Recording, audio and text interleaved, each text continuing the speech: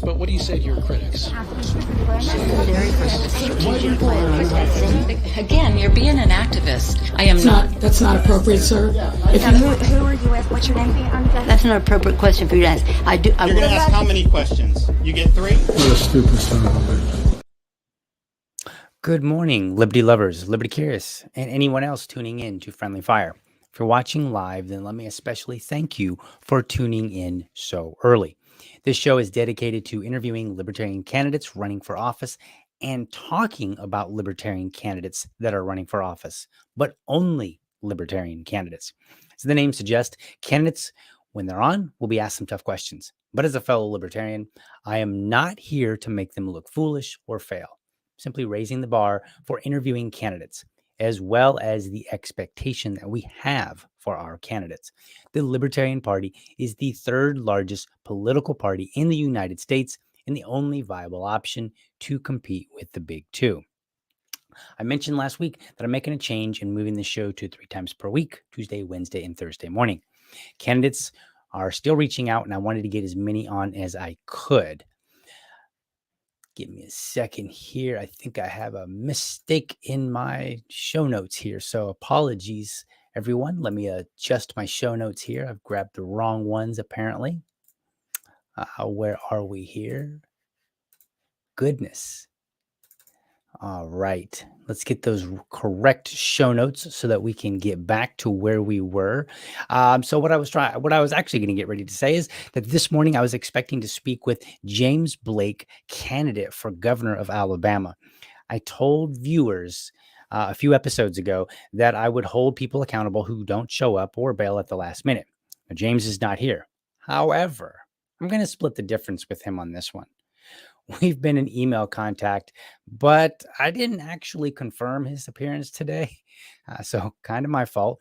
We've been emailing back and forth, talking about when he could make it on and some of the things that I needed from him. So if you know James, don't give him too hard of a time. In fact, maybe you should just give me a hard time, but let him know that we missed him this morning and are looking forward to speaking with him. I'll continue to reach out and get him scheduled and get a confirmation as well. But as you know, the show goes on. Yesterday, I showed you this map, and let me go ahead and pull that map right on up. There we are. So I showed you this map yesterday, and I said that we were going to be talking about the landscape of the candidates. And to help lay a foundation for a comparison, I also pulled the allocated delegates list. That is the number of delegates that the national party designated to each state based on national membership from that state. We spent a lot of time on the southeastern portion where all of the current candidate interviews that I've had come from so far. So what I want to do is jump over to the West Coast, see how they're doing. And the criteria was the same.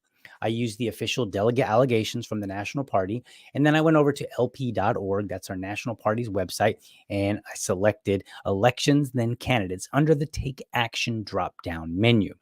That provided a map of the U.S. where I simply clicked on each state and counted the listed candidates. This relies on 2 things: that states keep it up to date and that they keep it accurate. Well, I guess that's kind of the same thing. Let's take a look at what the West Coast is doing, and then we'll compare it a little bit to this Southeast.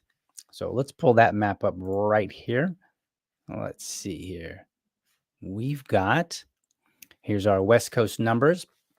As you can see, we've got Washington, Montana, Oregon, Idaho, Wyoming, California, Nevada, Utah, Colorado, Arizona, New Mexico, Alaska, and Hawaii down there in the lower right-hand corner. And as I did yesterday, the numbers in black, those represent the delegate counts as of the last national convention, and the numbers in yellow represent the candidates that are listed as running for that particular state. Now, on the upper right-hand corner, we're going to see that Montana, Idaho, and Wyoming have 0 candidates.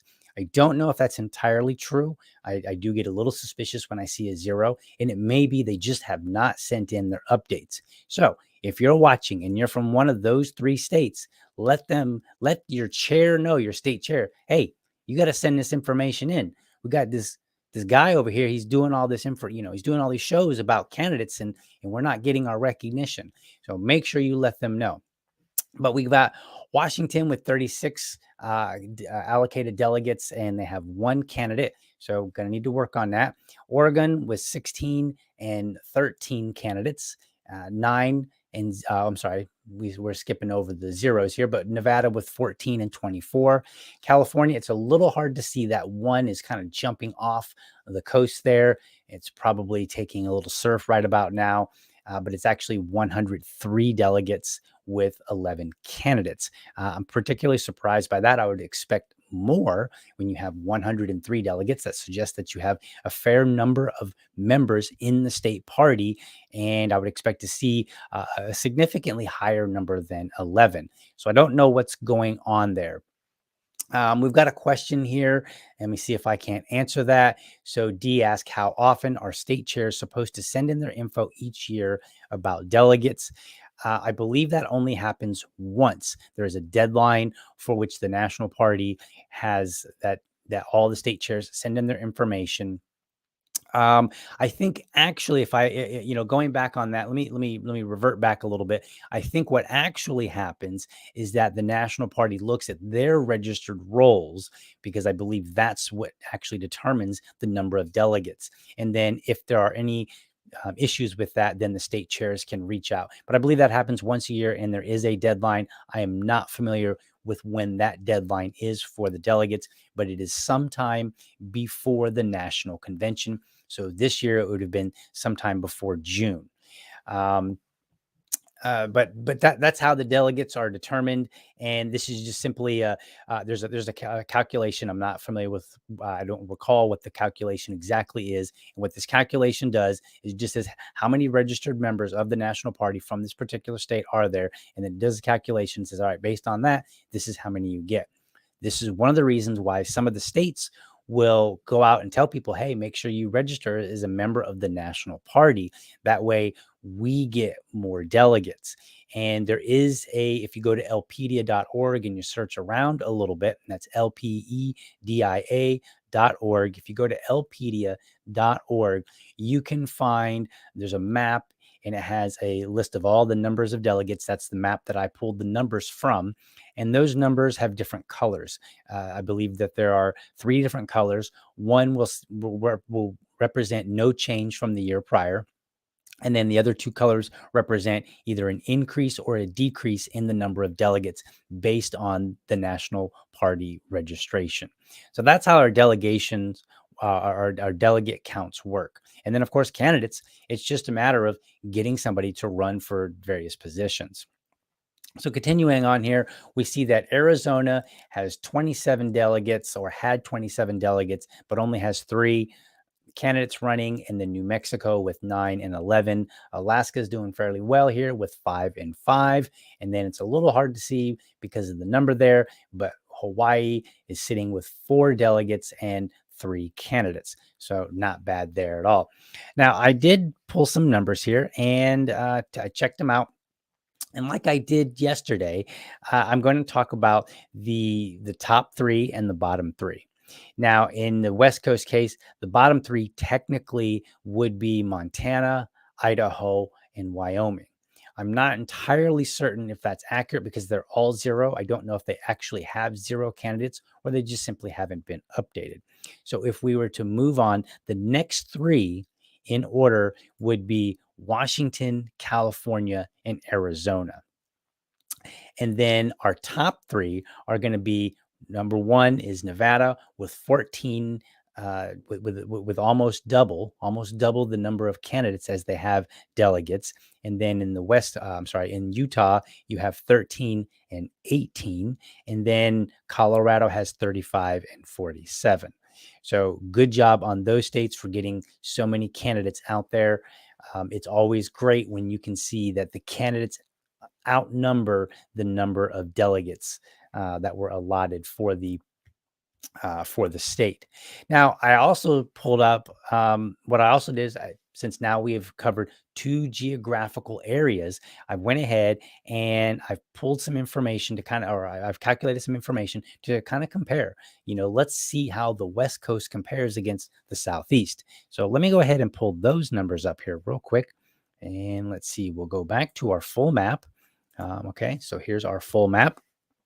And let's see, the Southeast numbers, they ended up being, remember, the number on the left is the number of delegates. The number on the right is the number of candidates. So in the Southeast, the red area, we have 334 delegates allocated at the the last national convention, and then 272 candidates that are running.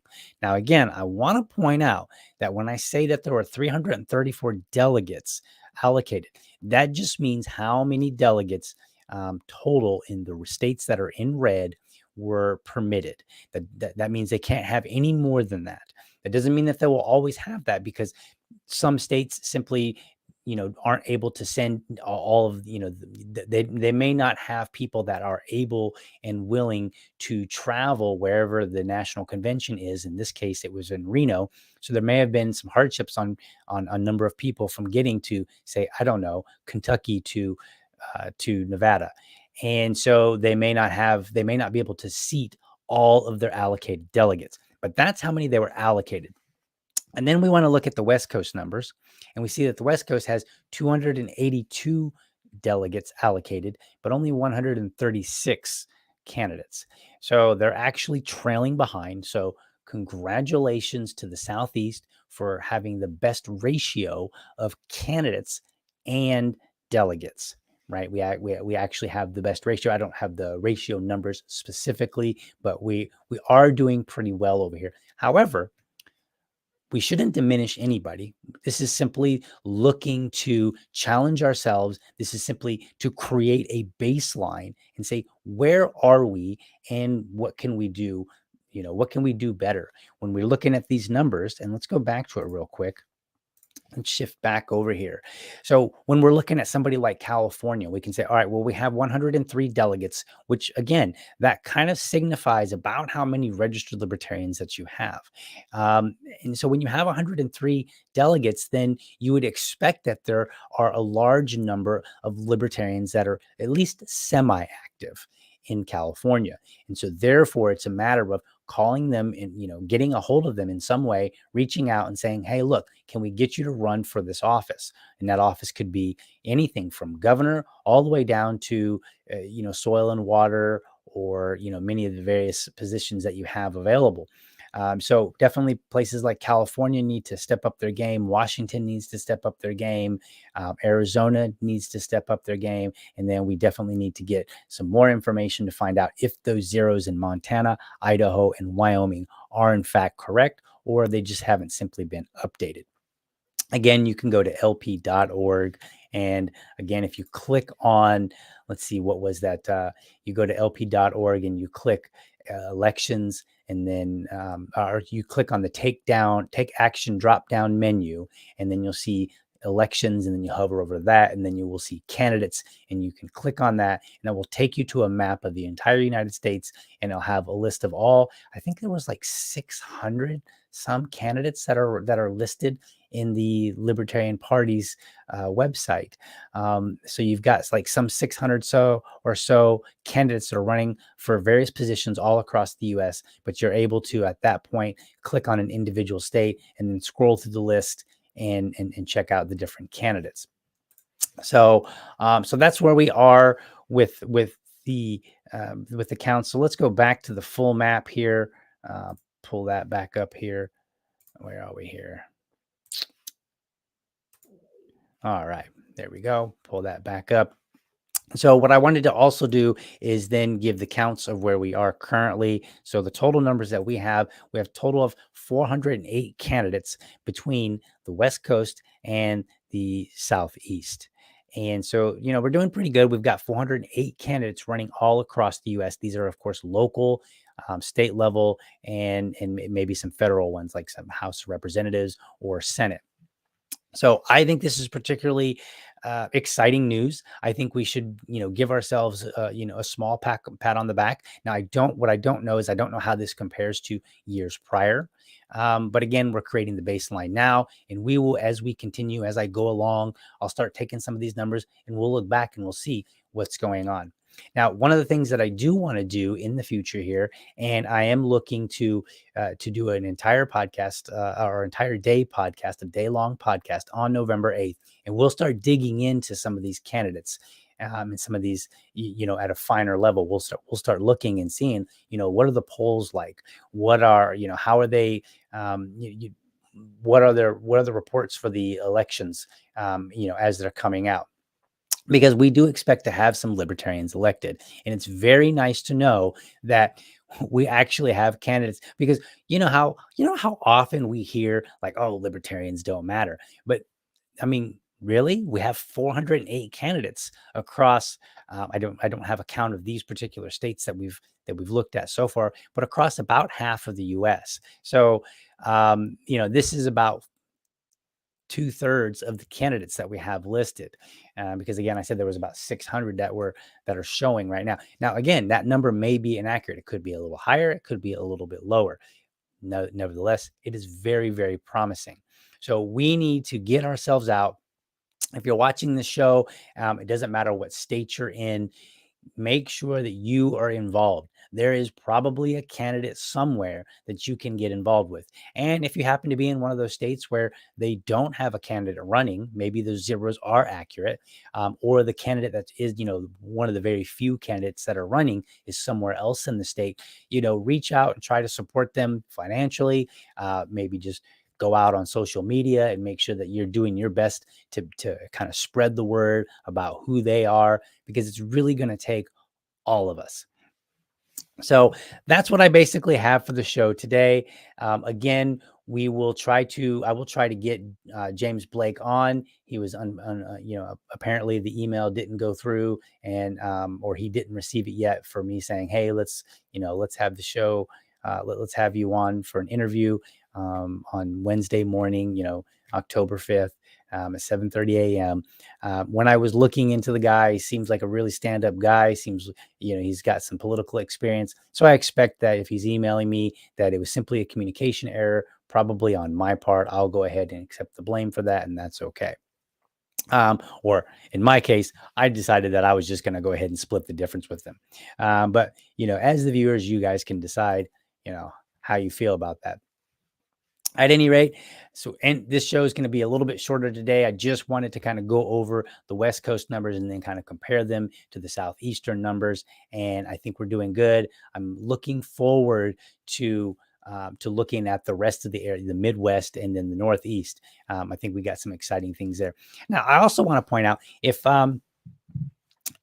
you're a candidate, or a candidate, and they have, and they've been, especially if they've been on the show or if they're slated to be on the show, what I want you to do is see if you can't hunt down a candidate promo, because what I would like to do is I would like to start rolling promos from the different candidates, particularly ones that have been on. So if one hasn't been on and there doesn't seem to be any conversation about getting them on, no big deal. We'll let them do their thing.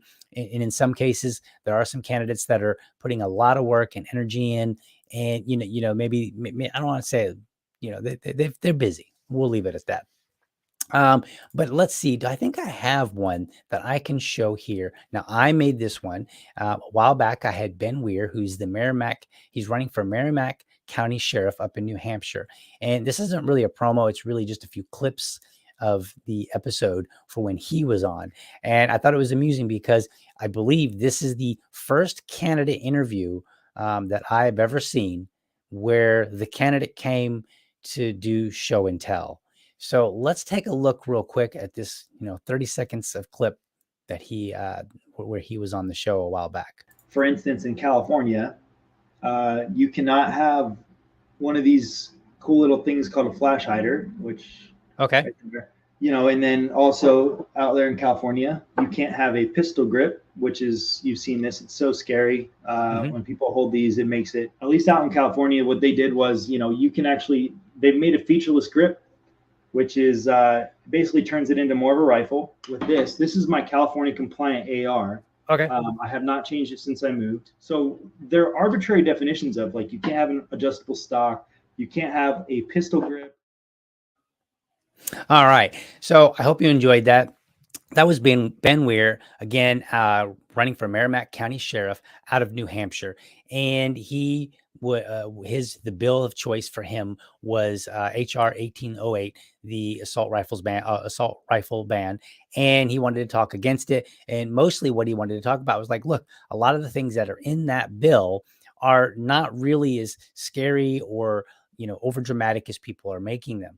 And to help bolster that point, he brought them on the show and showed us and talked about them a little bit. So I encourage you to go and check out that episode. You can find them over at youtube.libertydad.com. That'll take you to the YouTube page. You can look at all the videos of all the candidates. I don't know. I think there's around, 11 or so, something like that. And I've got more in the works. So keep an eye out. And other than that, I think that's the end of the show. So I want to thank you for watching. I hope you enjoyed this episode, and I want you to tune in tomorrow morning, where I have, again, mostly but not entirely confirmed Charles Wyckoff for Mobile County Sheriff in Alabama. Now, him and I have also been in contact via email, and I sent out an email just this morning, kind of giving that final confirmation, and I believe that he will be on the show. But again, I may have jumped the gun a little bit on that one, but we'll find out tomorrow morning. And if not, no worries. We've got other geographic areas of the country to work with. Again, if you know any candidates, reach out to them and say, hey, I want you to be on the Friendly Fire podcast, talk about your candidacy. But otherwise, that's all for today. You can find the other episodes again at libertydad.com. Those are the audio versions. You can find archived video versions at youtube.libertydad.com. You can also connect with me at Liberty Dad on Facebook, Liberty Dad Pod on Twitter, and you can even email me to libertydadpodcast@gmail.com, because I would absolutely love to hear from you. And remember, if you're a champion of liberty, your business is people and your product is liberty. Have a great week. Catch you next time, to my next time being tomorrow, and I'm out.